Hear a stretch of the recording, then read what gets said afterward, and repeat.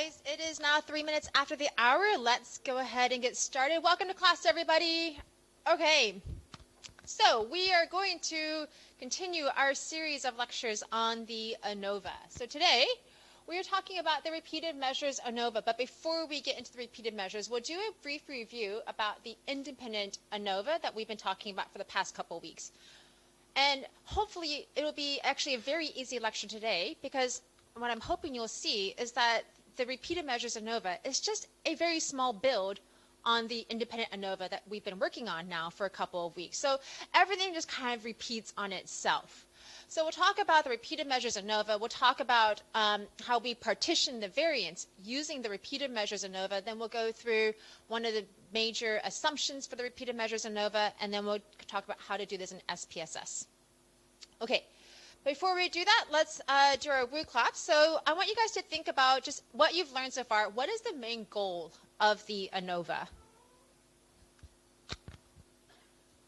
Okay, so yeah, I'm seeing a lot of really good responses here. And it looks like you guys have got a really good grasp of the basics of the ANOVA. So I'm seeing responses about comparing systematic variance to unsystematic variance. Absolutely. That is the core of the ANOVA.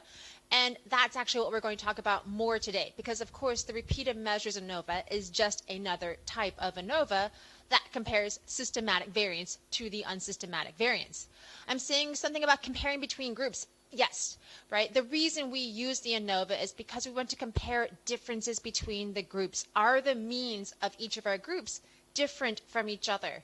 And today we're going to talk about the repeated measures ANOVA, which is going to ask a similar question. Are the means for each condition different from each other?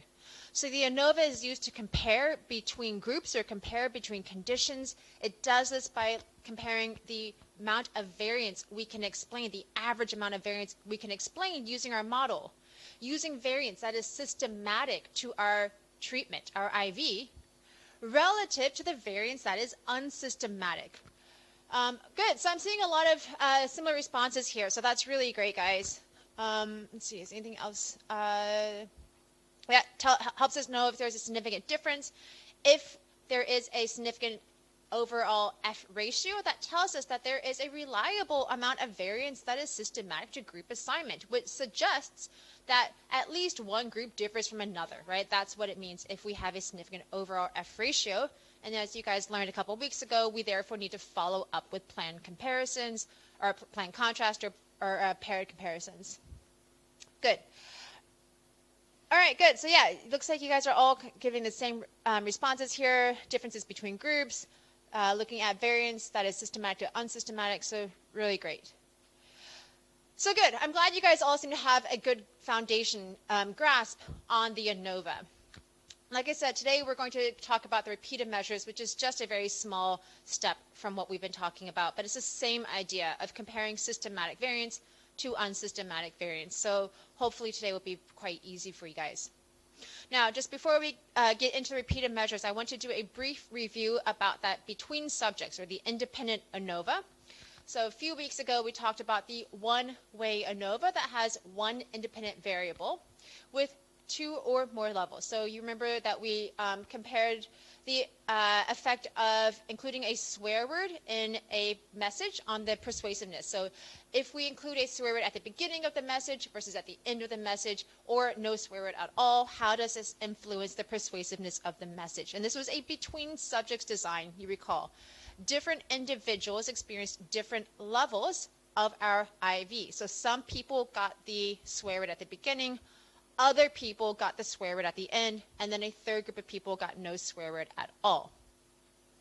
And then last week we talked about a factorial design where we have two or more independent variables.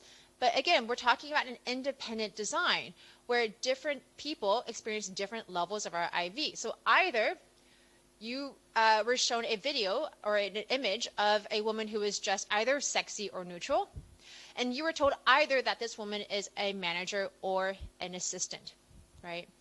And so with both of these designs, these are between subject designs, we're using an independent ANOVA because different individuals experience different levels of our IV. The analysis, though, was pretty much the same, right? We used an ANOVA to test for differences between the groups. And we did this by looking at the overall amount of variance in the data. And then we partitioned this. How much of the variance on average is explained by our model? How much of that variance is explained on average not by the model, right? That is unexplained. And so when we look at the average amount of variance that can be explained by our model, what we're asking is, to what extent is the variance in the data systematic to group assignment? That's why we say that the variance explained using the model, because we said there's a certain amount of variance that can be attributed to group assignment based on whether you are in group beginning, group end, or group no swear word at all, right? And all we did was compared the mean of these groups to the grand mean to tell us how much of the variance can be explained by our model. And when we wanted to determine how much of the variance is unexplained, we were just looking at that residual variance, the variance within the groups.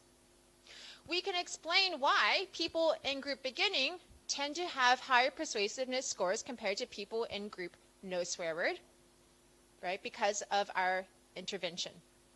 We can't explain why in group beginning there are some people who have persuasiveness ratings at very low and others who have very high persuasive ratings.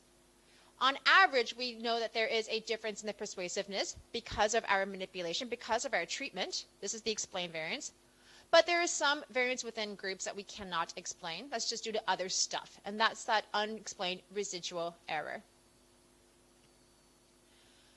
We did the same thing last week with the factorial ANOVA, right? So we have now 2 or more IVs. We look at the overall amount of variance in the data.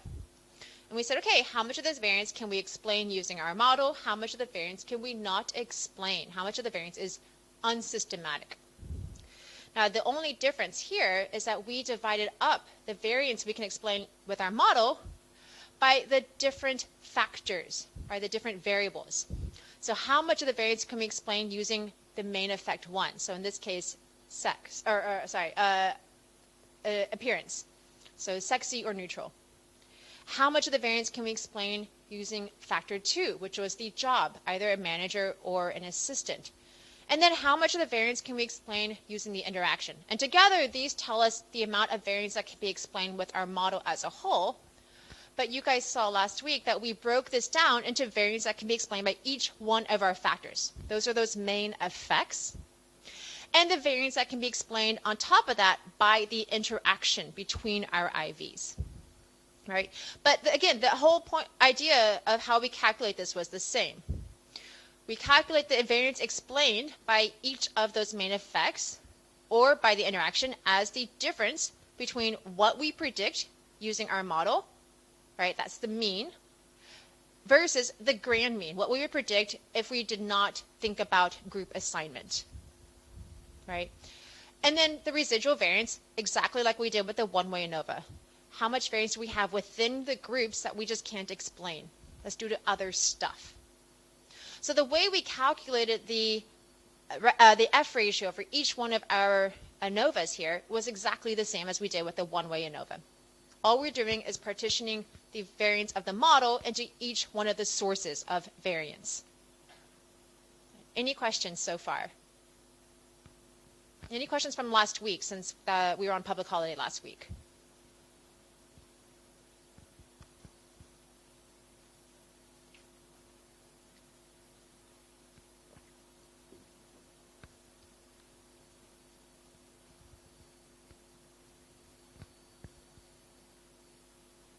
Okay, everyone's good to move on? Okay, good. So last week, we talked about the factorial ANOVA and how we can have an F ratio for each one of our main effects and the interaction. And if we look at the model as a whole, it's simply the sum of the variance explained by factor A, the sum of the variance explained by factor B, and the variance explained by the interaction term.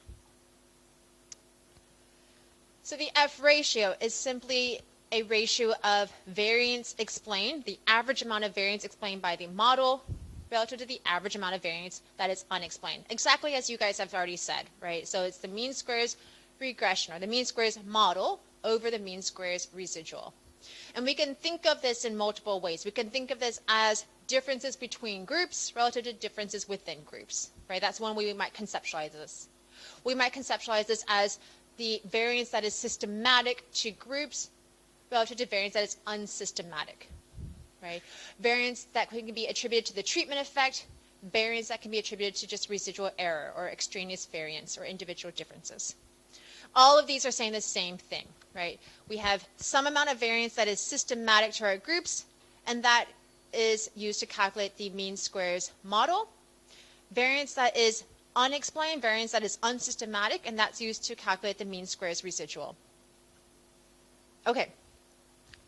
Now, big picture, right? A significant F ratio means that there is a significant or reliable amount of variance in the data that is systematic to group assignment, right? It means that at least one group differs from another group. If the groups don't differ from each other, then there wouldn't be any variance that is systematic to group assignment because the groups aren't differing from each other. But if we have a significant overall F ratio, it means that at least one group differs from at least one other group. You guys learned a couple of weeks ago, we can't determine which group differs from which group based on the F ratio alone. We have to follow this up with planned contrast or those post hoc tests.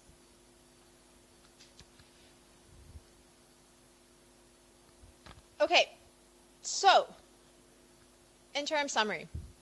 Between subjects or independent designs means that each participant experiences only one level of your IV, and therefore they provide only a single data point.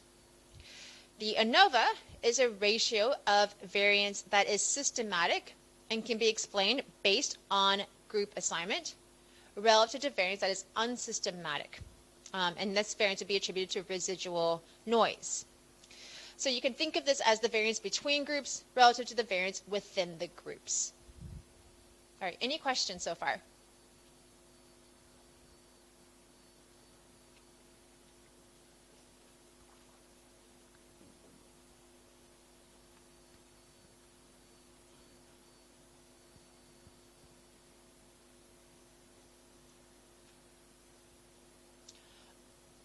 Okay, if no questions, we'll move on. So that was the independent one-way ANOVA, the independent factorial ANOVA.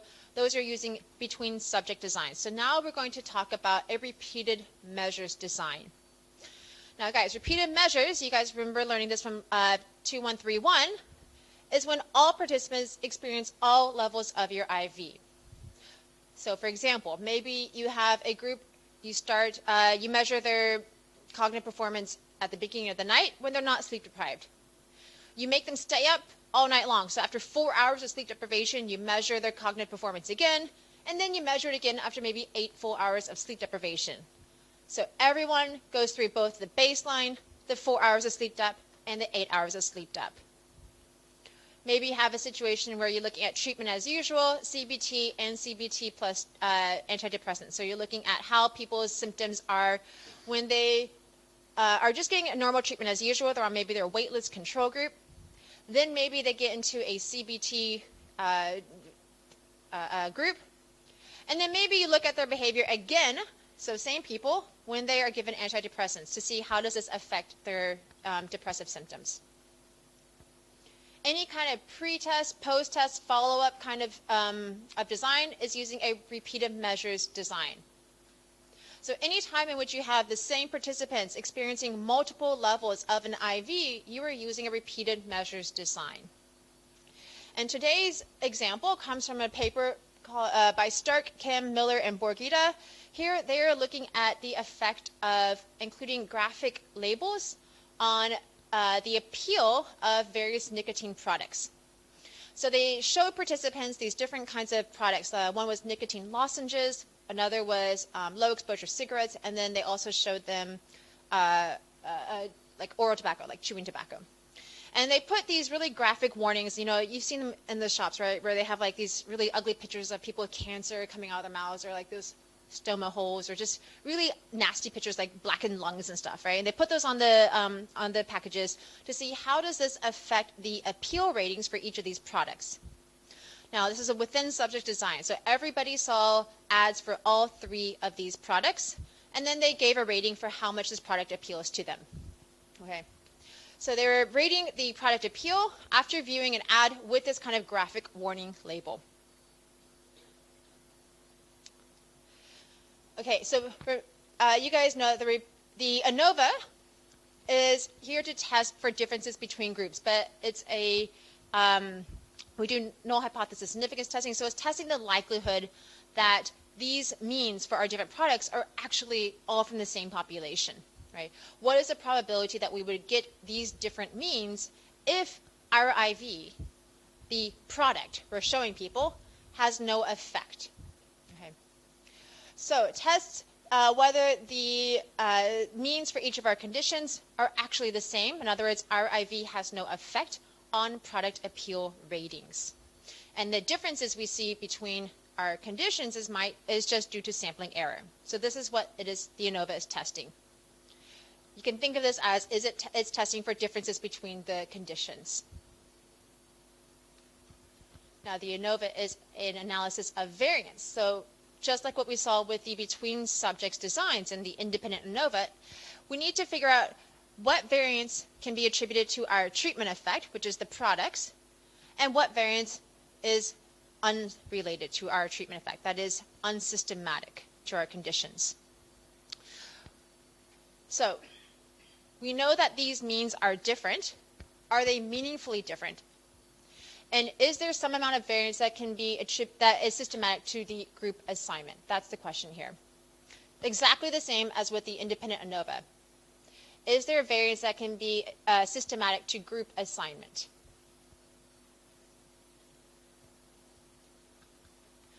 Just like we saw with the independent ANOVA, we're going to partition the variance based on variance that we can explain with our model and variance we cannot explain with our model. Now, if we look at the total amount of variance, we're not going to look at this as variance explained, variance unexplained immediately. We're first going to need to think about this as the variance that occurs within subjects. Why within subjects? Because when we think about a between subject design, the variance occurs between subjects. These participants experience a different treatment compared to these participants, who experience a different treatment from these participants, right? So that's actually clearly grouped assignment.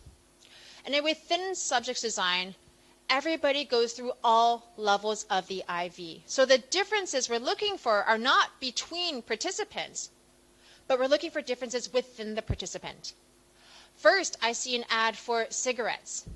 Then I see an ad for nicotine lozenges. And then I see an ad for oral tobacco. And I'm giving different ratings for each one of these products. So my behavior, if my manipulation is effective, will change based on the condition. So we're looking for variance within the participant because all participants go through all levels of your IV. So the variance we're interested in here is variance within participants. Does this make sense so far, or any questions?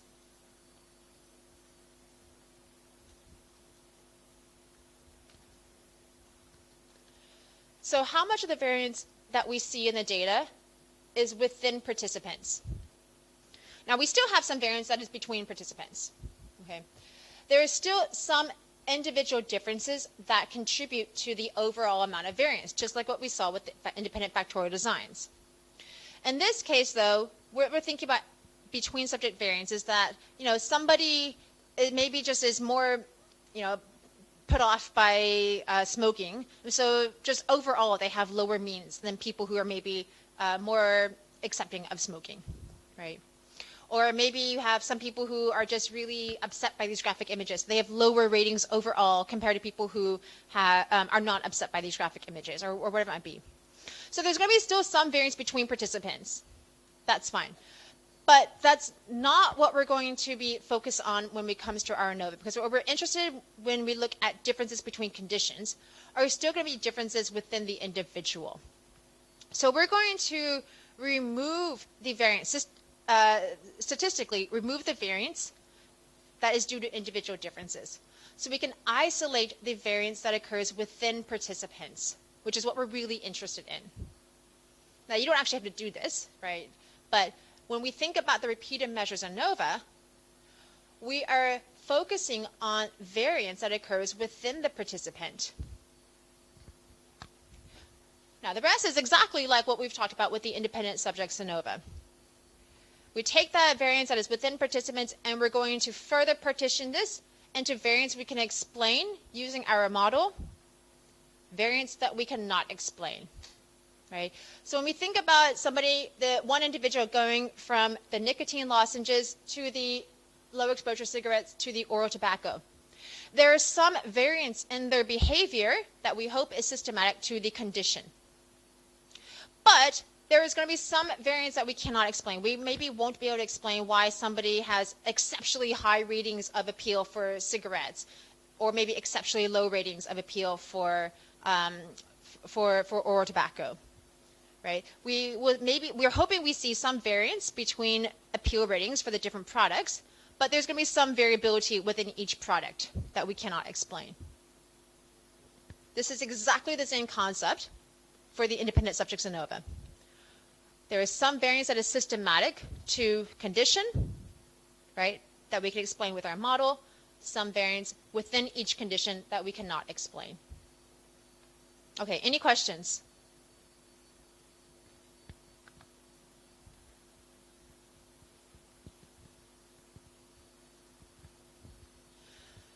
So we are focused on the variance that is within subjects, and we're going to solve this exactly the same way we did with the independent subjects ANOVA.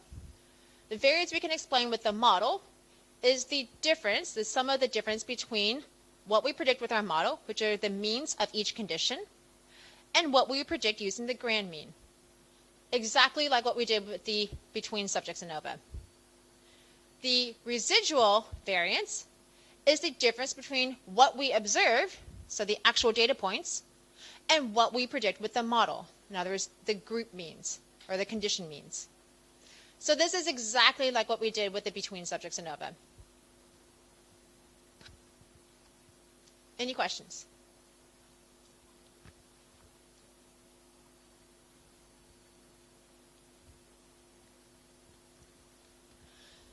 Now, the between subjects differences are still relevant if we want to put this back into our regression equation.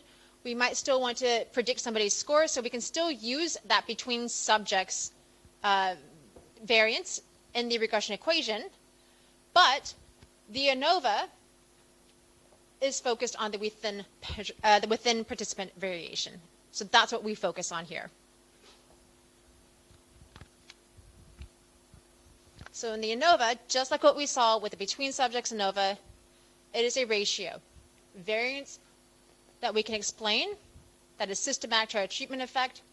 Variance we cannot explain within each condition. Exact same idea. And we're going to get an ANOVA, an F ratio, just like what we did with the independent subjects ANOVA, where we have a mean squares model on top, mean squares residual on bottom. Mean squares is simply the sums of squares divided by the degrees of freedom. So it's simply the average amount of variance we can explain with our model relative to the average amount of variance we cannot explain. And just like what we saw with the between subjects ANOVA, we are assessing to what extent the variance can be attributed to or is systematic to our treatment effect. And what variance is unsystematic, that is not systematic to our treatment effect, to our group condition assignment, right? So we're looking at variance within participants that is systematic to condition relative to variance that is unsystematic. Any questions?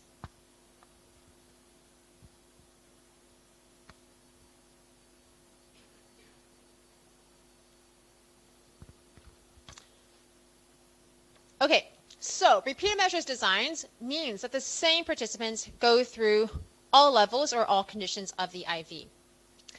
Now, the sum of squares within is the average amount of variance that within each participant across the conditions. And this is what we're interested in. So we can further partition this variance into the variance that can be attributed to our treatment effect, and therefore is systematic, and variance that is unsystematic, which we would say is due to residual and extraneous variance. So the variance due to the treatment effect reflects differences between the means of each condition. It is the effect of the IV on the DV. Variance due to random noise is reflected as variation in an individual's responses from what you would predict using the model. All right. Again, these two things are exactly what we talked about for the past couple weeks.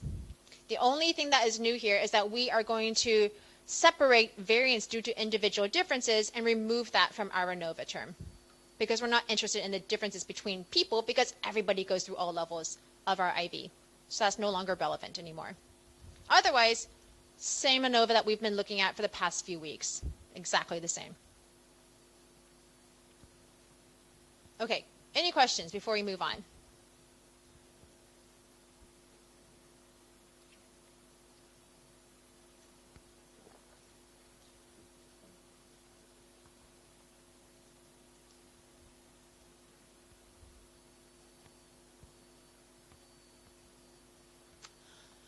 Okay, in terms of running a repeated measures ANOVA, we will conduct all the same checks that we did with the between subjects ANOVA, with one exception, which is that of homogeneity of variance.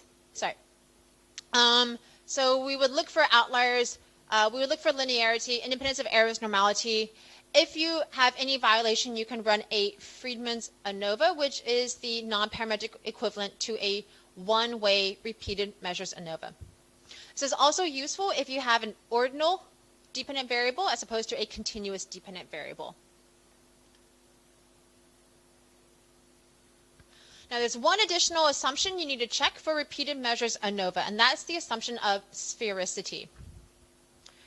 This is asking about the relationship between pairs, or between the different levels of your IV. It's oftentimes thought of as being similar to, or like along the same lines as homogeneity of variance.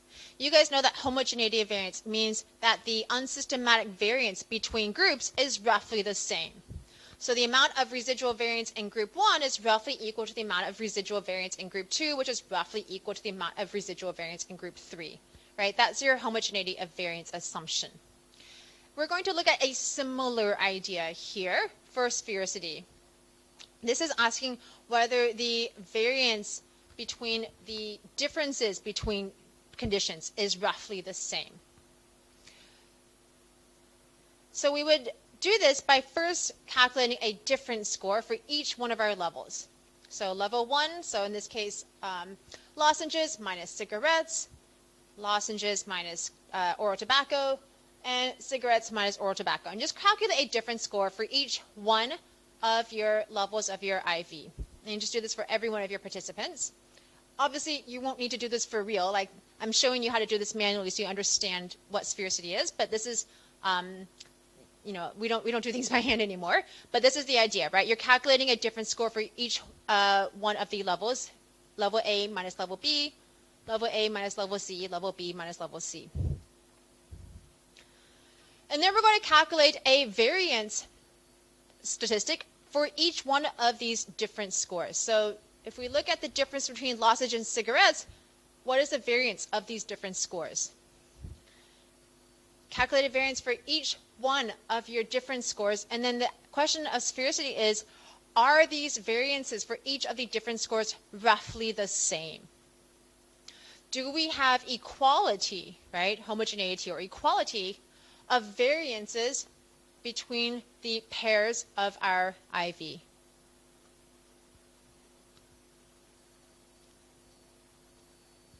Any questions so far?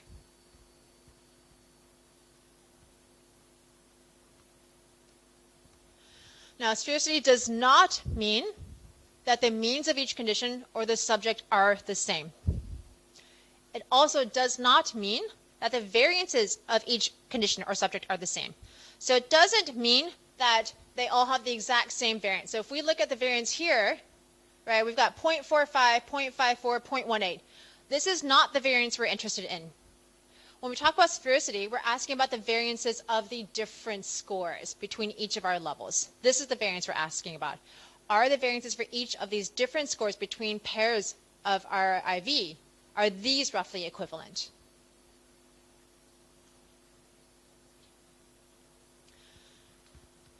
Now, SPSS is going to give us 3 estimates of sphericity, so it calculates it for us, thankfully. And it gives us a greenhouse geyser estimate, a Huen-Felt estimate, and a lower bound estimate. These are just 3 ways in which people have calculated sphericity. Usually we don't use lower bound estimate. This is very, very conservative. We tend to not use this, but you would maybe use the greenhouse geyser or the Huen-Felt estimate based on whether the sphericity is above or below 0.75. So these are 2 estimates of how much sphericity or how much equivalence do you have between the variances of the pairs of different scores. And we are seeking values closer to 1. So values closer to 1 means you have sphericity, you have equality, which is a good thing. This is what we want. We can test whether sphericity is present, whether we have met this assumption by looking at the Mauchly's test of sphericity. So this tests the null hypothesis that the variances of the differences between conditions are equal.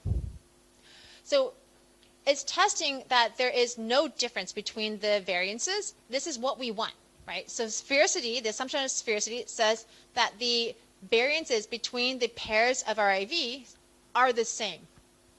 So we want this to be non-significant. We want there to be a not significant Mauchly's test. Just like with Levene's test, we are looking for a non-significant Levene's test. Likewise, we are looking for a non-significant Mauchly's test. Both of these would be supporting the assumption of sphericity or homogeneity of variances.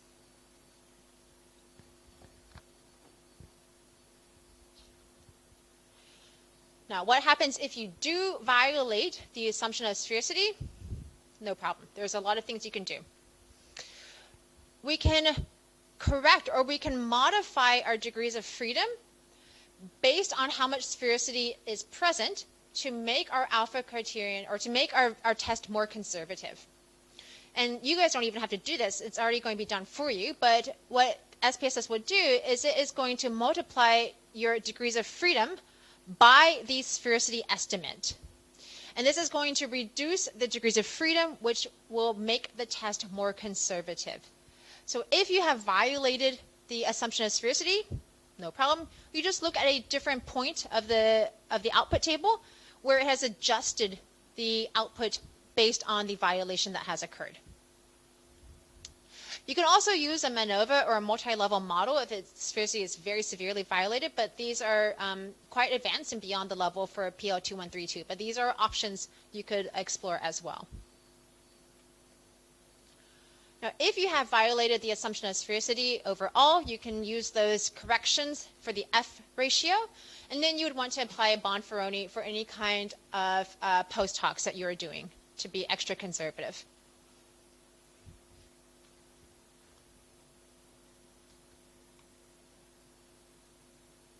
Okay, so sphericity refers to the equality of variances of the differences between experimental conditions, right? It's not referring to the equality of variance of each group. It's the equality of variances of the differences between those pairs from each of your experimental groups. So it's tested for statistical significance using that Mauchly's test, and we are looking for a non-significant result. SPSS will give us 3 estimates of sphericity. If it is violated, you can use these estimates to adjust your degrees of freedom, which will make your test more conservative. And then just use the Bonferroni test if sphericity is violated for those post hoc tests. Okay, any questions?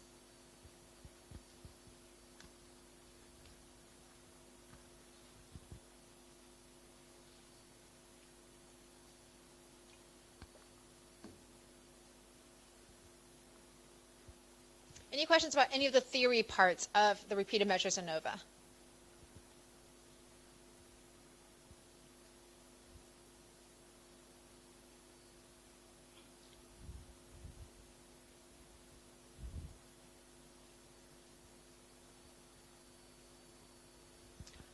Okay, if there are no questions, that's the theory. Like, that's it. It's hopefully, you can see how very similar it is to what we've been talking about for the past couple of weeks. So now we're just going to talk about how you would do this in SPSS. Okay, so we'll go back to our example of the different kinds of tobacco products and the appeal ratings for each of these products here. So all participants saw ads for nicotine lozenges, cigarettes, and oral tobacco. They were rating how much does this product appeal to them after they view the ad. And the hypothesis we are going to test is that there's a difference in appeal between the products. That's our alternative hypothesis. And of course, the null hypothesis is that there is no difference in appeal ratings between our products. Okay. So in terms of setting up your design or your data, if you're using a repeated measures ANOVA, you need to use what's called wide format. So each row is a participant, and each column is for each one of the levels of your IV. So you have a column for ratings for lozenges, a column for the ratings for cigarettes, a column for the ratings of oral tobacco. To do this in SPSS, go back to your general linear model. Now we go down to repeated measures. Put in your independent variable, so I'm called product. We've got 3 levels, so now click add, and then click define. When you do that, it's going to have 3 spaces for you to fill in with your 3 levels of your repeated measures variable. So just highlight those 3 on the left and click them over to the right. Okay? Just like what we've done for the past couple of weeks, figure out what additional things you would like from SPSS. So plots are always really good. Always get plots. It's just an easy way to visualize what's happening in your data. So whether you choose to do line plots or bar plots is up to you, but get plots. Error bars are good. I like to get the grand mean so I can see how do the mean for each of our groups compare to the overall grand mean, since that is literally what these sums of squares model is doing. So I like to always look at the grand mean as well. Now I'm not going to do any kind of plan contrast or post hocs here. Why? Post hocs are only for between subject variables, so that already, you can see that nothing is possible for me to click here. So we can't do post hocs. If you guys recall what my hypothesis was, I just predicted that there's or that there's going to be a difference between my products. Right? I don't have any specific control condition, so I just think that there's going to be a difference between my products. It doesn't quite make sense for me to do plan contrasts here. I don't really want to compare everything to one product, or the repeated doesn't make sense either. I don't want to compare cigarettes to lozenges, lozenges to oral tobacco, and not have anything else. So none of the plan contrasts quite get at the hypothesis I want to test, so I'm not going to bother with any of those here. If you're doing repeated measures design, maybe you had a baseline post-test follow-up, then it might make sense to do plan contrast where you're comparing always to baseline. But in my case, this is not going to be so relevant. So I'm just going to use the estimated marginal means and the pairwise comparisons for this. So we go to estimated marginal means and get means for everything and do pairwise comparisons. And I'm going to use the Bonferroni adjustment here. And then just get your descriptive statistics, get your effect sizes, power analysis if you want it. Same things that we've been doing for the past few weeks. Okay, so let's go through the output. First thing, this is what we see is we have 3 products. So product 1 is for lozenges, product 2 is for cigarettes, and product 3 refers to oral tobacco. This is the means for each of our products, and it's nice to be able to visualize what's going on. So it looks right now like there is some kind of variance that seems to be systematic to our treatment effect. We, of course, will need to back this up and look at the actual numbers, but it looks like okay, the highest appeal ratings are for lozenges, and we have the lowest appeal ratings for tobacco, right? And the cigarettes are somewhere in the middle. So it looks like there's something happening here. So let's explore this more. Let's start off by looking at Mockley's test of sphericity. So this is that test to see whether the variances of the different scores are equal. So we see three different estimates: the greenhouse geyser, the Hune-Felt, and the lower bound. And the closer to one they are, the better it is. That suggests we have sphericity. We also can look at the actual test of statistical significance, and again, we want this to be non-significant, which it is. So we have satisfied our assumption of sphericity, so that's good. So if we look at the next table, tests of within subjects, we can just look at the top line, sphericity assumed. We can ignore the other boxes here because we have met our assumption for sphericity. And what we see is an ANOVA table that is exactly like the ANOVA table we have looked at for the past few weeks. We see the sums of squares for the model, we see the degrees of freedom, the mean squares, and the F ratio and the significance value. Right? Sums of squares for the model is the variance that we can explain using our model. It is a variance that is systematic to our condition. Sums of squares residual is the unexplained variance. Mean squared, as we saw before, is simply sums of squares divided by the degrees of freedom. It tells us the average amount of variance that we can explain. The average amount of variance that is unexplained, and the F ratio is simply a ratio of the mean squares model over the mean squares residual. So this is exactly like what we've seen before. We see that there is a significant overall model. This suggests that, yes, there is a difference between at least two of our groups. Now, if we had violated the assumption of sphericity, if Mauchly's test is less than 0.05, again, no problem. We can just use one of the other corrections here. So we have the sphericity assumed, but we also have an F ratio using the greenhouse geyser correction, using the Hune-Felt correction, or using the lower bound correction. And what these are doing is multiplying your degrees of freedom by the sphericity estimate. So 2 times 0.949 equals 1.899. 2 times 0.969 equals 1.938. So you can see how the bigger the violation of sphericity is, the smaller the degrees of freedom will become, which makes the test more conservative. So if you violate the assumption of sphericity, it's not a problem. Just use one of these corrected F ratios, and then you can move on with your day. If there is a really severe violation of sphericity, SPSS provides a multivariate table for you, very handy. Usually we don't use this. It has less power, so unless you have a very severe violation, we normally wouldn't use it, but it's given to you, so you can always use it if you need to. So you can look at, again, they have 4 different estimates, so 4 different ways of calculating this. Usually we would use the Wilks lambda, which measures the variance not explained. This is that value here. Penalized trace is a bit more of a conservative version, so if there are any concerns, like if you violate sphericity, maybe you want to use the penalized trace, which is a more conservative version of this.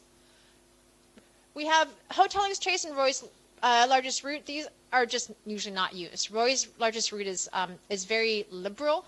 It gives it to you, but I've never once seen somebody use it because it's just very, very liberal. So generally just ignore that one. And Hotelling's trace we generally also don't use. So most of the time you would use either the Wilks lambda or the penalized trace. And you can interpret exactly the same. So F with the degrees of freedom and the significance value, exactly like the ANOVA you just saw. But again, normally you won't use this at all. Now, SPSS will give you a table for the between subjects effects. We don't have a between subjects variable, so you can just ignore this. Move on to look at the estimated marginal means. Now, you guys remember learning last week that the estimated marginal means are an adjustment of the means, adjusted for any kind of covariance or differences in group sizes. So it just gives you sometimes a more fair comparison of the means. So first we have an overall mean. So this tells us that the overall mean, ignoring any kind of condition, is 2.555. So the overall mean here is 2.555. We can see how each of our condition means now compare to the overall mean. And then we get estimates for each one of the conditions. Again, these are the adjusted means. Because we have the same number of participants in each one of our levels, which we should because it's a repeat of measures design, the estimates, the estimated marginal means are going to be the same as the descriptive statistics you get at the very beginning. So that's fine. Then we look at the pairwise comparisons. This is like what we saw last week. So this is going to compare each level against each other level. And this is really my hypothesis that I'm testing. So this is really what I want to look at. Now, if you forget what is product 1, product 2, product 3, just go back to the beginning where it tells us product 1 is lozenges, product 2 is for cigarettes, product 3 is for oral tobacco. And so what this is telling us is that when we compare product 1 with product 2, the mean difference is 0.456, and this difference is statistically significant. It's reliable.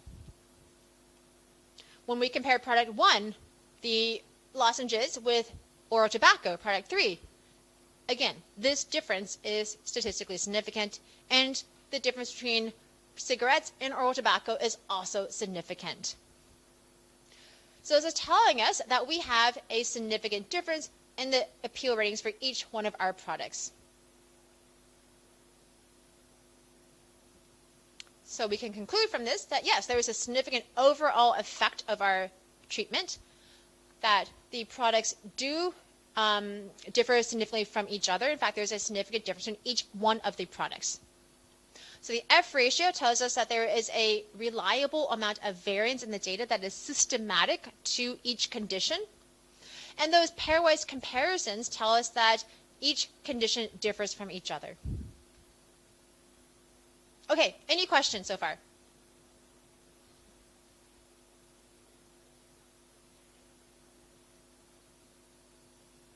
Now, your book has a nice flowchart. You can look at this in your textbook, but I think this is always easy if you guys kind of aren't sure where to start. Flowchart is quite nice.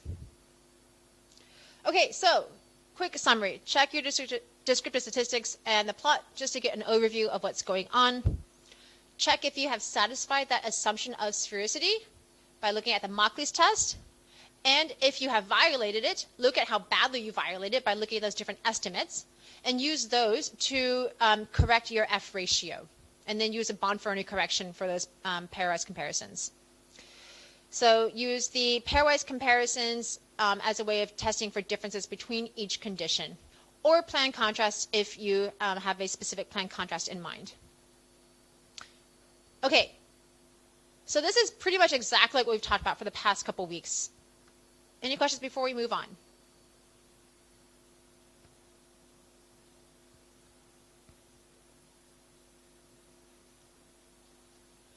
Okay, so I'm just going to go through one more example. This is a factorial repeated measures ANOVA. So we're going to repeat the same thing, but now we have two independent variables. So we are still going to be looking at the effect of product, so nicotine lozenges and cigarettes versus oral tobacco. But we have a second independent variable. How are the ratings when you have these graphic images on the label versus no graphic image? So we have two IVs, one that is product, and a second of graphic image is present or graphic image is absent. Now this is still fully within subject's design. So now every participant goes through 6 different conditions. And they give a rating for the appeal of each product after viewing each of these ads.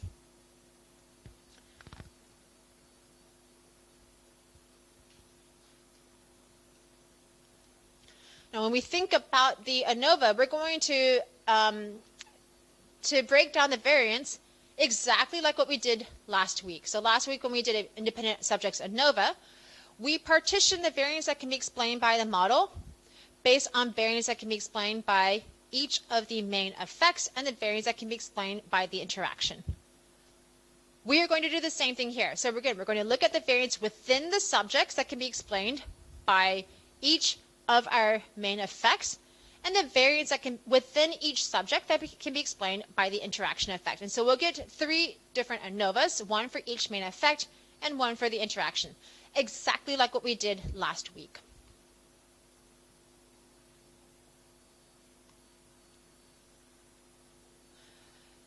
So set up your data. Again, using the Y format. So each column refers to a different condition. So we have cigarettes present, cigarettes graphic absent, oral tobacco graphic present, oral tobacco graphic absent, lozenges graphic present, lozenges graphic absent. The ANOVA in SPSS will do almost exactly the same. Now we're going to add a second IV here for graphic, which has 2 levels, present or absent. So when you click define, it's going to give you 6 things to fill in. Now here's the one thing you need to think about here. You can't just highlight everything on the left and click it over to the right anymore. Look at the numbers here.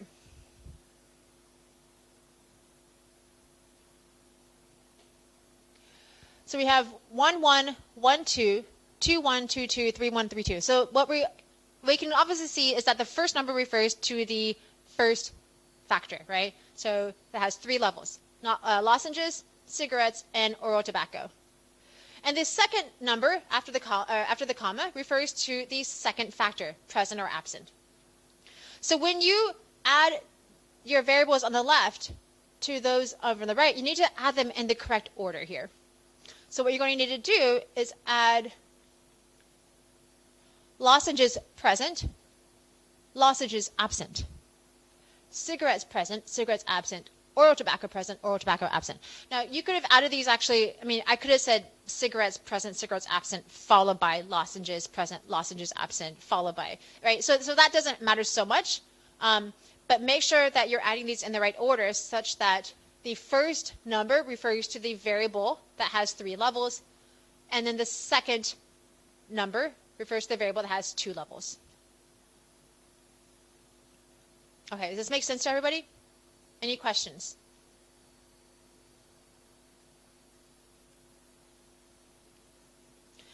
After that, the setup is exactly the same. Ask for some charts or some graphs so you can see what's happening here. Get your estimated marginal means and use some kind of Bonferroni correction, and get your descriptive statistics. So the rest is all the same. Okay, output is also very similar. So we look at the descriptive statistics. First thing we want to look at is the graph. So how should we interpret this? Do we think that there is an interaction? If you think there's an interaction, raise your hand. All right, no interaction, raise your hand. Yeah, most people are saying no. Obviously, you still need to confirm this with statistics, but it looks like there's not an interaction. Now, why do you think that there's not an interaction? Why would you say no interaction?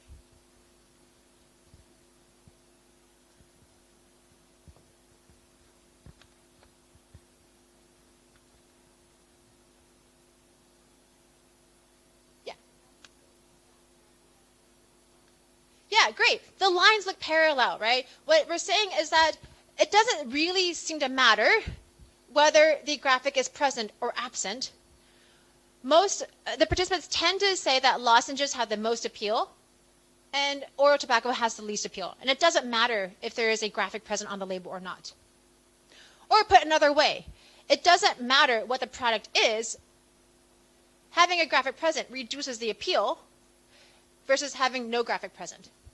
So yeah, it doesn't appear to be any interaction. We'll have to verify this with our ANOVA, but this at least gives us an idea for what's going on. It does look like we have a main effective product, right? There seems to be some variance that is systematic to the product. In general, lozenges have the highest appeal, followed by cigarettes, followed by oral tobacco, which has the lowest appeal. There seems to be some variance that is systematic to graphic. In general, it looks like graphic being present has lower appeal compared to graphic being absent, regardless of the product. But there doesn't appear to be any variance that is due to any kind of interaction effect. Okay, so let's take a look at what the data is actually telling us, what the numbers are telling us. First, check for sphericity, and we seem to have met this assumption. The p-value is more than 0.05, so that's good. We have satisfied this assumption here. Then we look at our test of within subjects here. So first we look at the variance that can be attributed to the product. We can use these first to assume because we have satisfied this assumption. So how much of the variance can be explained by the product? And we see that this is significant. So yes, there appears to be some reliable amount of variance that is systematic to the product. Graphic is statistically significant. There is some amount of variance that is significant, or sorry, that is systematic to whether the graphic is present or absent. And this is reliable or significant. But as you guys noted here, there does not appear to be an interaction. The p-value is greater than 0.05. So there doesn't matter whether the graphic is present or absent. We have the same trend in appeal ratings for each of our products. It doesn't matter what the product is, we have the same trend of graphic being present reduces the appeal versus graphic being absent. So there doesn't appear to actually be any variance explained with the interaction effect. We have two main effects: variance that is systematic to product, variance that is systematic to graphic, and no significant interaction effect.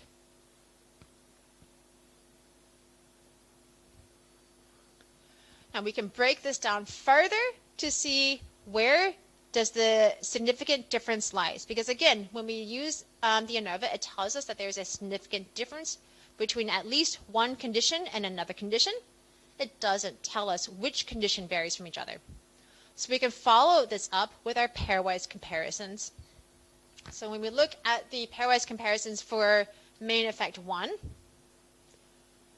product 1, which is the nicotine lozenges, relative to product 2, our cigarettes, the difference is 0.456, and this is a significant difference. When we compare nicotine lozenges with oral tobacco, this difference is also statistically significant. And when we compare cigarettes with oral tobacco, again, we have a significant difference. So this is telling us that, yes, we have a significant difference between each one of our products if we just look at the main effect, and we ignore or we collapse across the graphic factor. Now, what about the graphics? Well, you guys know that we already have a significant difference between graphic present or absent because those are the only two levels we have. And indeed, that's what the pairwise comparisons are showing us, right? When we have graphic present relative to graphic absent, we have a difference of 0.561, and this difference is statistically significant. Now we can still look at the interaction term if we want to. There's probably no reason to look at these because we don't have a significant interaction, but it's helpful. I mean, it can be just fun to look at anyways. Where we have difference when we look at graphic present, so that's level 1. The difference between nicotine lozenges and cigarettes is significant. Within looking only at graphic level 1, so graphic is present, the difference between nicotine lozenges and oral tobacco is significant. And again, when we look only at the condition where the graphic is present, the difference between cigarettes and oral tobacco is also significant. So within the condition of graphic present, there is a significant difference between each one of our products. And we see the exact same pattern for the graphic absent condition as well. So we see the same pattern regardless of whether the graphic is present or absent, which is why we don't have a significant interaction here. And we can also turn this the other way around. We can look at what happens when we have, for product 1, there's a significant difference between graphic being present, graphic being absent. Product 2, there's a significant difference between graphic present, graphic absent. And product 3, there's a significant difference between graphic present, graphic absent. So again, it doesn't matter what the product is, there is a significant difference between graphic being present and graphic being absent. Again, these things are just showing us that we don't have a significant interaction. There is no change in the effect of the graphic on appeal ratings at different levels of your product. There's no effect of product on appeal ratings based on the level of your graphic being present or absent. So there's no interaction term.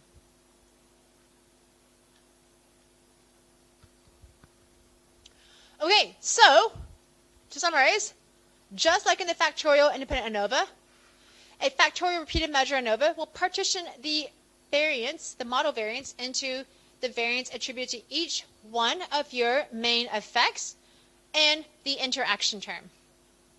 So we'll calculate an F ratio for each main effect and an F ratio for each interaction. Check the statistical significance for each main effect and interaction to understand which of these sources of variance is reliable. And then use pairwise comparisons from the estimated marginal means to test for differences between each condition, or find contrast if you wanted to do that. All right, any questions?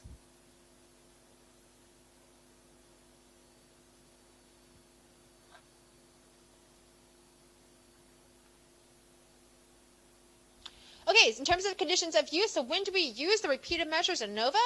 As you guys noted from the very beginning of the class, we use it to compare for differences, right? When we want to test for differences. Only difference now is we're testing for differences between conditions, so within subject conditions, not between subject groups.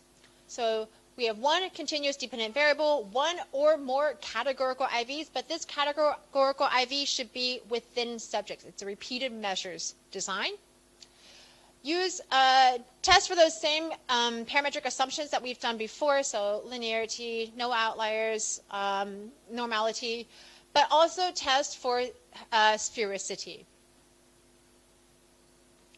If you violate any of the assumptions, again, you can transform your data, check if there are any outliers you might want to remove, but you also could use, if you're doing a one-way repeated measures ANOVA, you could use that non-parametric version, the Friedman's ANOVA. Or maybe you could use a more conservative alpha criterion using those adjusted maybe F ratios that SPSS gives you. Maybe you could use something like a multivariate ANOVA or something like a more complicated analysis.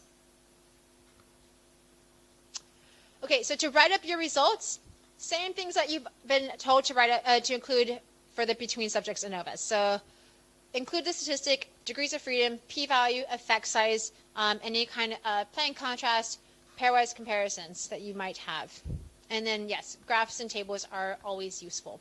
So when you think about writing up, ask yourself, what is the research question that I'm trying to answer, and what is the specific hypothesis that I'm trying to test? It's always helpful to restate that. What is the IV? How have I operationalized that? In other words, what are my levels? What is my dependent variable? How have I operationalized that? How many participants do I have? Are there any violations of the assumptions that I need to adjust for? What are the results? And importantly, don't just say it's been significant. You need to explain what it means. If it's significant, how? What should I interpret? Which group has higher ratings than the other group, right? Relate the results back to your hypothesis, relate it back to the original research question. Don't just say there is a significant difference or there's a significant effect. Tell me what this means. So, for example, you might say something like, this experiment tested the effect of including graphic warnings on labels for nicotine products. We predicted that that relative to having only text, that a graphic label would reduce product appeal, and that this might have more impact on products that are thought of as being more safe, such as nicotine lozenges. So we're using a 3x2 within subjects design. Then I go through what I found, right? So there was a significant main effect of product. F is equal, F with 2 and 90 degrees of freedom is equal to 211.466. This is my first main effect. Also a significant main effect of graphic. F with 1 and 45 degrees of freedom is equal to 25. But no significant interaction effect, right? So further inspection of the main effects using pairwise comparisons show that each product differs from each other product, that there's also a difference between present and absent graphics, but no interaction effect. So our hypothesis has been partially supported, right? So again, always bring it back to the original hypothesis, the original research question and variables, and then include a graphic and table, which or a plot and table to help your reader understand what's going on. Okay, again, flowchart in your textbook that I think is quite helpful for if you guys get lost and you're not sure what to do next. Okay, that's it. So Very simple and straightforward, right? ANOVA assesses whether there is a reliable amount of variance in the data that varies systematically with your model, which is assumed to reflect the treatment effect of the IV, and this gets compared to the unsystematic variance that reflects residual noise, and the ANOVA is simply a ratio of the average amount of variance we can explain with the model relative to the average amount of variance we cannot explain. Repeated measures designs means that subjects experience all levels of an IV, and thus the treatment effect must be measured within subjects. So the repeated measures ANOVA partitions within subject variance into treatment effects and residual noise. It will partition out the between subject variance that no longer contributes to our ANOVA. And factorial repeated measures ANOVA partitions the variance due to the treatment effect into variance that is systematic to each one of your main effects into your IVs, as well as variance that can be attributed to any interaction effect. Now, repeated measure ANOVAs assume sphericity, which refers to the equality of the variances of the differences between each pair of your IV. Check that you have met this assumption. If you have not, there are adjustments given to you in SPSS. That's it. So if you are still confused, if you have any questions, please do check your textbook. You can use the discussion forum. You can always email me and make an appointment for my office hours. Any questions? Okay, so we'll end with our quiz yourself. So go ahead and go back to quiz yourself. So which of the following is a factorial repeated measures design? Correct answer here is D. Okay, so remember, factorial means we have two or more IVs, but we're looking for a factorial repeated measures design, which means that both IVs are within subjects. So we have Tom assigned participants to read a short nonfiction story and a short fiction story. So we have one IV, which is the type of story. Participants read both stories. They then listened to a different short nonfiction story and a different short fiction story. And after each story, they were quizzed on their comprehension. So we have a second IV, which is listening or reading. So all participants listened to two stories. All participants read two stories. Half the stories were fiction, half the stories were nonfiction. So we've got two IVs, two levels for each IV. Both of these are within subjects. So this is a factorial repeated measures design. Very good. All right, next question.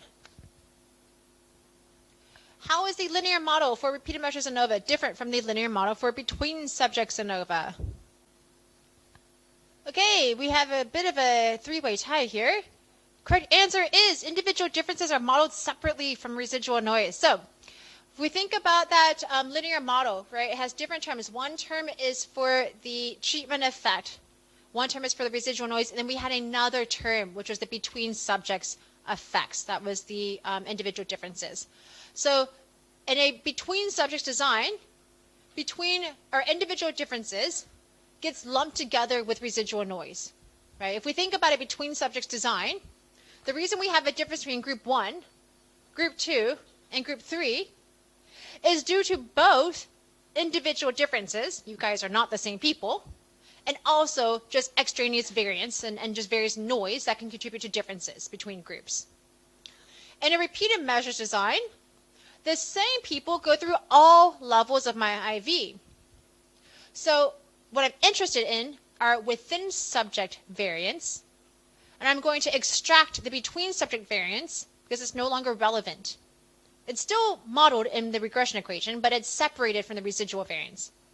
The reason we have differences between condition 1, condition 2, and condition 3 is just due to other stuff we're not including in our design. But it's not due to individual differences because it's the same individuals in every level of my experiment. So in a repeated measures design, the individual differences gets modeled separately from the residual noise. Whereas in a between subject design, the individual differences gets lumped together with the residual noise. Does that make sense? Any questions? Is that a question or? Okay, I'm guessing not. Okay.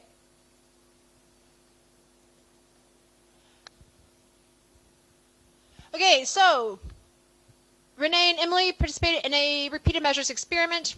Both women showed an increase in anxiety going from baseline to low stress and then to high stress. But Renee has a higher level of anxiety compared to Emily. So which part of the regression model reflects this variance? So most people are saying subject effects, and that is correct.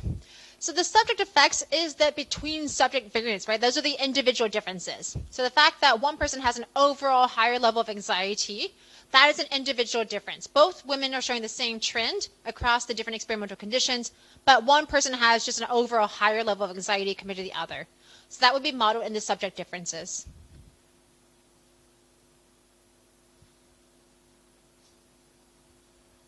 Same setup, but now we're asking both women showed an average increase in anxiety going from baseline to low stress to high stress. Which part of the regression equation reflects this variance? Okay, yeah, very good, guys. The correct answer here is treatment effects. It's the variance that is systematic to the condition, right? So the fact that we have overall higher stress in the high stress condition relative to the low stress, and higher in the low stress relative to the baseline. This reflects the treatment effect. This reflects your IV. Good. Last question, or last part of this part. Renee's increase in anxiety going from low to high was more than what was predicted by the model. What part of the regression model reflects this variance?